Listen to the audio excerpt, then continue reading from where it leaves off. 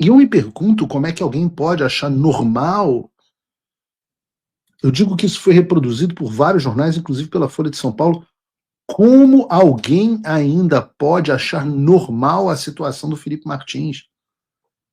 Como os integrantes da imprensa tratam isso com normalidade? E não como o absurdo e o escárnio que isso é. Uma pessoa que foi presa ilegalmente. Comparem com o tratamento dos presos da Lava Jato. O Lula, eu já mostrei aqui no programa, deu uma centena de entrevistas preso.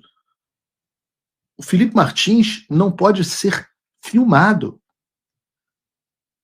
Ora, essa é a versão moderna de jogar o sujeito dentro de um calabouço.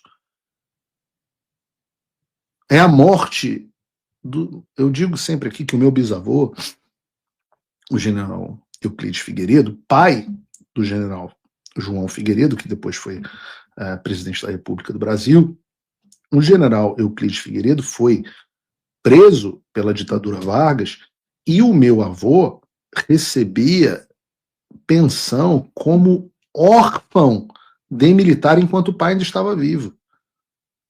Órfão, porque foi dado como morto, era como se não existisse mais. Foi feito assim pelo ditador do Brasil, esse de fato, ditador Getúlio Vargas. E agora algo similar é feito com Felipe Martins pelo ditador Alexandre.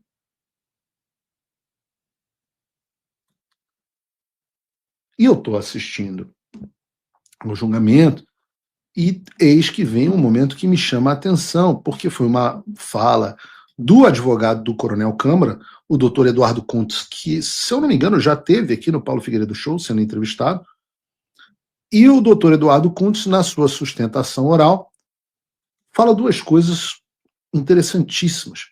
A primeira delas é que, apesar de estar sendo denunciado e está sendo recebida a denúncia do Supremo Tribunal Federal, assim como eu, o Coronel Câmara jamais foi ouvido no processo. Ou seja, o cara foi denunciado sem ouvirem a versão dele. Ok. A segunda parte foi que, de fato, os rumores de jornais eram verdadeiros, que houve uma reunião entre o presidente Bolsonaro e Alexandre de Moraes ao fim das eleições de 2022 na casa do Ciro Nogueira. Isso é importante porque essa seria a tal da justificativa para o tal do monitoramento do Alexandre. Coloca o vídeo do doutor Eduardo Kuntz para a gente aqui, por favor, Bruno.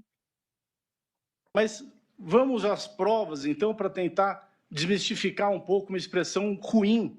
E faço especial referência e peço desculpas ao eminente relator, ministro Alexandre de Moraes. Monitoramento que consta da denúncia, que consta nos relatórios, a Vossa Excelência, feito pelo Marcelo Câmara, é um tanto quanto pejorativa a expressão. Ele nunca teve oportunidade de se manifestar, nunca foi ouvido até hoje. Faço aqui as palavras dele. Respeito a Vossa Excelência, não tem nada contra a Vossa Excelência. Acho que quando da liberdade dele foi possível demonstrar um pouco disso. Me recordo até que alguém tem que respeitar o Alexandre. O pedido do Procurador-Geral da República no Salão Branco, quando estava com meu pai, a Vossa Excelência, no sentido de que não há nada contra a Vossa Excelência. O monitoramento daquela reunião que aconteceu na casa com o ex-presidente Ciro Nogueira. Ciro, desculpa. Oi? Que reunião? Repara que ele fala isso olhando para o Alexandre. Apenas e tanto só isso. Ele fala isso olhando para o Alexandre, pede desculpa e tal. Não, aquela reunião. E não há nenhum momento o Alexandre fala, não, que reunião? Não tive reunião com ninguém.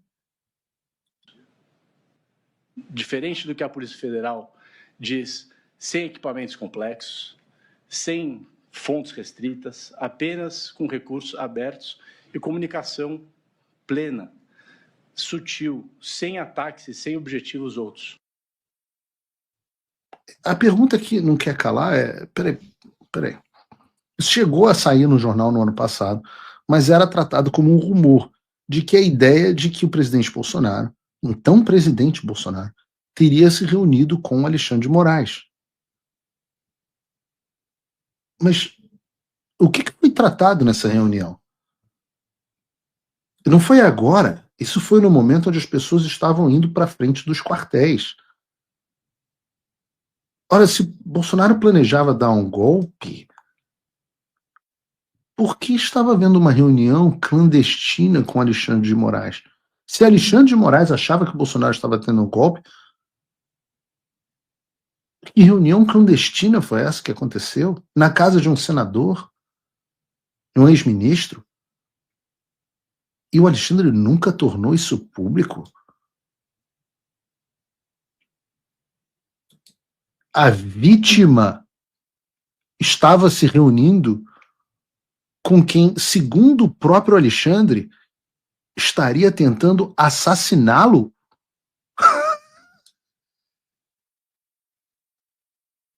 Que loucura é essa?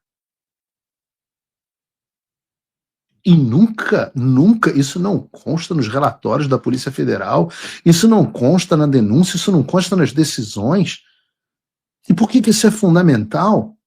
Porque toda a ideia de que Bolsonaro estaria monitorando o Alexandre através do seu assessor para assassiná-lo era baseada nas conversas do Câmara, dizendo, não, ele está agora em São Paulo, ele agora está não sei aonde. Só que isso foi imediatamente antes da reunião que eles tiveram, segundo o advogado. E o Alexandre não questiona essa ideia.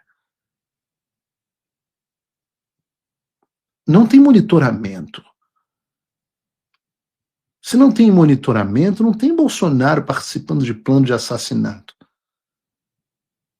E vejam, é uma informação que não só é curiosa por si só, porque todos nós deveríamos saber o que foi tratado nessa reunião e por que ela foi clandestina, e por que o Alexandre estava se reunindo com alguém que, segundo ele, estava tentando dar um golpe ou assassiná-lo, pior. Mas o pior de tudo é essa informação ter sido deixada de fora de forma dolosa. Propositalmente, para fortalecer uma narrativa às custas de pessoas inocentes, como o próprio Coronel Câmara. Vejam o que alguém precisa botar a mão na consciência e ver o quão esquizofrênico é dizer que havia uma tentativa de assassinato em curso, ao mesmo tempo que o cara estava se reunindo com o Bolsonaro na casa do Ciro Nogueira, que teoricamente era quem estava tramando o seu assassinato. Ou seja, é tudo uma farsa. É tudo uma mentira, e o Alexandre sabe disso. São narrativas montadas, amarradas no barbante com fita crepe. Ao custo de pessoas, não é só o Bolsonaro, são várias pessoas inocentes. O Bolsonaro, coitado, no hospital, recebe um boletim médico dele todo dia. É uma coisa horrorosa. Passando por isso enquanto está tentando se recuperar de uma tentativa de assassinato, enquanto sofre uma outra tentativa de assassinato, este é o assassinato político e jurídico. E qual é a consequência de todas essas ações, de todas essas mentiras, a consequência de toda essa tirania, a consequência de todo esse circo, essa farsa que foi criada, a consequência da imprensa normalizando essas ilegalidades, inconstitucionalidades cometidas pelo Supremo Tribunal Federal contra Felipe Martins, contra Coronel Câmara, contra mim, contra Bolsonaro e contra todos os outros? Qual é a consequência? Bolsonaro está lá, quietinho, no hospital, perseguido pelo STF, com a Globo dedicada 24 horas por dia a acabar com a imagem dele. Há anos, 2 anos e meio de mentiras ininterruptas, fora as que aconteceram durante o mandato. Aí, o que acontece? Vem uma pesquisa do Paraná Pesquisa e mostra o que Bolsonaro está perdendo as eleições, que está caindo. Não.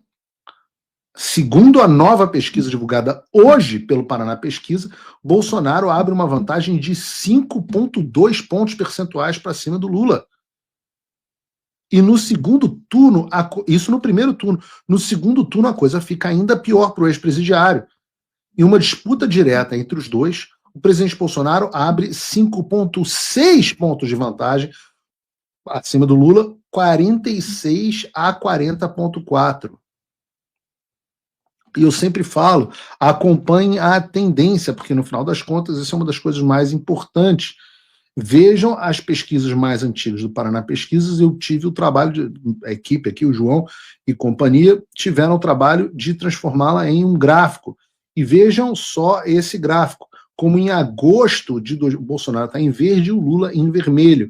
A primeira coisa que é possível de ver, como em agosto de 2023, primeiro ano do governo Lula, Lula já estava governando aí há 8 meses, o presidente Bolsonaro estava 9,5 pontos atrás. 9,5 pontos, vejam o tamanho dessa diferença. Até que, em março de 2024, ele tomou a liderança nas pesquisas por míseros 0,1. Ou seja, a gente teve ali quase um empate técnico. E a partir de novembro de 2024, Bolsonaro retoma a liderança e aí a boca do jacaré abre cada vez mais até chegar agora, nesse momento, no melhor desempenho para o Bolsonaro e o pior desempenho para o Lula, que foi essa pesquisa agora de abril de 25.